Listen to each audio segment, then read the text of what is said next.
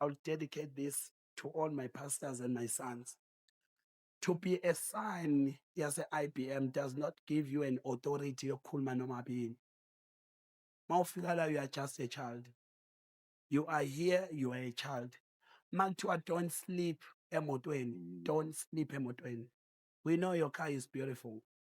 I-procedure ithi, you are a son and uzela uzokhulekelwa.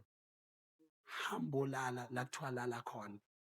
Don't disturb my securities when they move up and down. Move up and down when they check on their cameras. They see ukuthi kunomuntu ongapha kunama-challenges. We try by all means ukwenza umsebenzi kaNkulunkulu ube ne-order. Okay? Being a man of God, if you decide to uzoze IBM, don't just come. You are a man of God. Phone and make arrangement. Make sure ukuthi mawusuke wafika, you via to the right place, my offices, uthole the room allocation. Where are you going to sleep? Amen.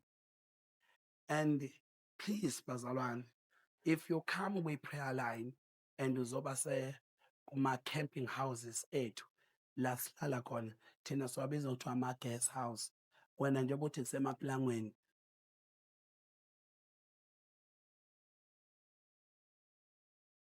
njengoba uthi nje kusemaplangweni kulungile, inkosi yoze ikubone.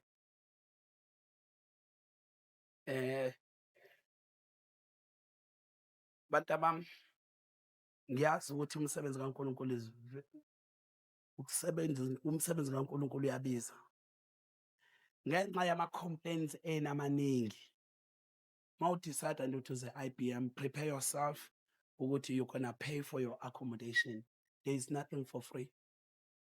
You'll pay for your accommodation la uzolala khona. The money that you pay your accommodation, it assists the people abalapha ekhishini, and also ukuthi bakwazi ukuthi benze isiqiniseko ukuthi bane-order la ekhaya. Ukuthengwa kwayo yonke into ukuthi as ama-visitors ninakekeleke ngendlela efanele. You know yourself, mawukuthi sekuyisikhathi sokuyo e-dining hall, uhlala esitulweni esihle, etafuleni elihle, then clean environment, everything needs money. Amen. So ngiyacela lokhu bazalwane uba kuqala unyaka, nani bazalwane base-IBM, if you decide ukuthi uzoba ku-prayer line, follow the very same procedure. Uyafika ngizoba ku-prayer line, and mokuba prayer line, I don't want anyone ozofika beku-prayer line bese uyaphuma. Mawudecide ukuba prayer line, you drive your car, ingena kule passage engapha, you park your car this side. You don't park your car that side if you are a visitor. Your car ilinde ukuthi ipake this side, icime futhi yozidume the moment usuhamba. Ayizukuduma nje siyafuna ukuthandaza nawe uhlele emotweni. No, don't sleep in your car. Don't hlala erumini ulinde i-instruction. Mase kuthiwa kuyathandaza, kuyathandaza. Yazi into eyodwa la ekhaya siyathandaza. I'm speaking to all my sons. Don't demand special treatment.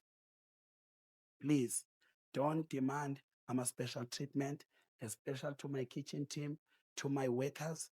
You are a son.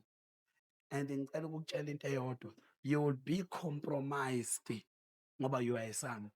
Makugcwele emarumini sifuna abantu abazolala noma ila phansi, sitshela a son of the prophet ukuthi kugcwele ngale, go and sleep a-holy ground. Uthandaze kuze kuse. Simple. Akekho engizomcompromise, ngicompromise my sons in the Lord.